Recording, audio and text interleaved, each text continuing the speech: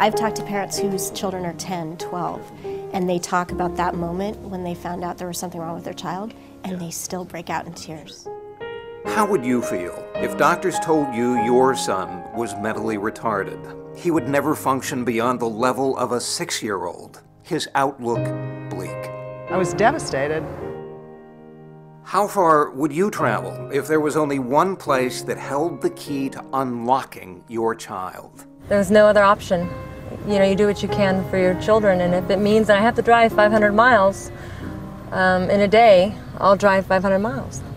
What would you do if the services your child so desperately needed all but vanished because of a rising plague of budget cuts, where therapies for an endless list of disabilities are reduced to minutes when a child needs hours?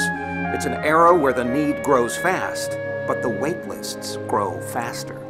These kids need this, and if they get it, they're able to do amazing things like go to college and have lives. But if they don't get it, they're going to be in special ed their whole life. It's a system that unexpectedly became overburdened because autism came out of nowhere. With a child diagnosed every 20 minutes, it's turning parents' lives upside down.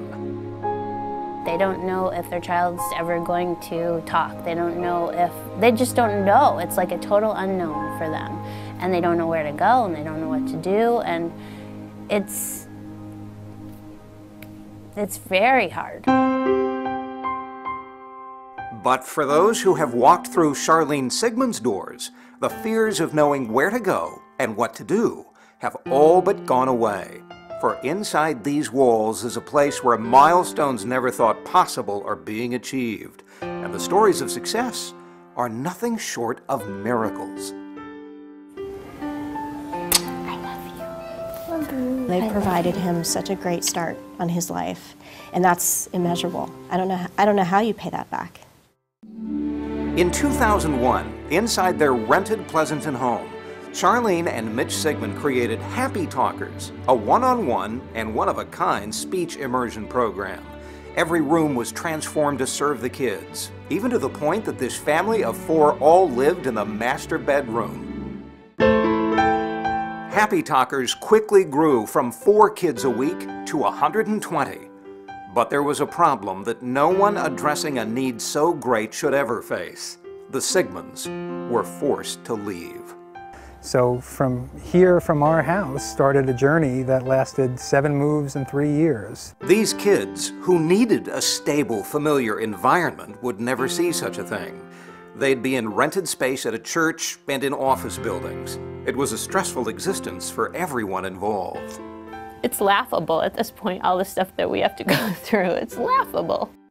Happy Talkers soon settled in an office building in Dublin, and now sees some 300 kids a week. But it was in 2006, just a mile away, back in that same rented classroom space at Crosswinds Church, where Charlene opened the School of Imagination.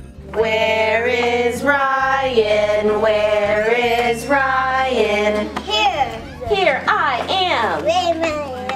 How you feel today? Happy. You're happy? You're hoppy or happy? It's a preschool program unlike any other, a model others throughout the country now follow. It's a one-stop shop where therapists come into the classroom so parents don't have to drive all over for therapy. Here, there's one goal: to get kids with special needs ready for kindergarten. Of all the stories of success over the years, it's the story of little Luke Sanchez, Happy Talker's first student, that is nothing short of amazing. He didn't seem to be advancing as quickly. Mom Sabrina was told Luke would never read past 2nd grade level. At 4 1/2, he spoke like a 2-year-old. So why is Luke, now a 5th grader at the acclaimed Hacienda School in Pleasanton, reading above 5th grade level? Overhead of a pair of eagles work the shoreline looking for fish. Yeah, not only does he read English, he is taking Chinese and Spanish. So I don't know any Mandarin, but he certainly does. So it blows people away when we go to a Chinese restaurant and he starts talking to folks. All right, what about a 90-degree angle? What is that? Luke is now a class tutor, an active and courageous kid who's a star on his Little League team. Charlene immersed him in a host of therapies and he flourished. Doctors had it wrong. And he started finding joy and lighting up and being able to put a couple of sentences together, and his world was just before him. A child that has a diagnosis of a drool bag and being tied into a chair, this is not who Luke is. Don't give up on your kids. Don't get tied into a diagnosis, because you know what? Sometimes that's just words. And we don't want to give up on any of these kids. If I can't do it, we'll figure out who can. And that's actually what I tell the parents when they come in. If I can't help you, I'll find out who can.